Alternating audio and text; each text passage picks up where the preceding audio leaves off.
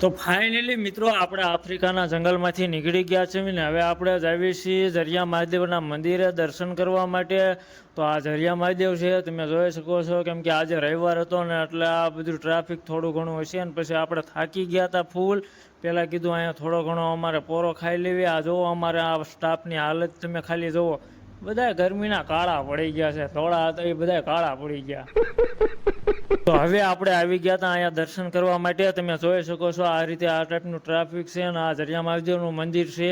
જો કે જે આ એટલામાં બધા રહેતા હોય એને તો ખબર જ હશે ઝરિયા મહાદેવનું મંદિર જ છે. કોણ હે ये लोग? તો જોઈ શકો છો મિત્રો, અહીંયા અમારા મહાદેવ બિરાજમાન છે અને જ્યાં ઉપરથી પાણી પડે એ બારે માસ પાણી ચાલુ રહે, કોઈ દી પાણી પડવાનું બંધ થતું નથી.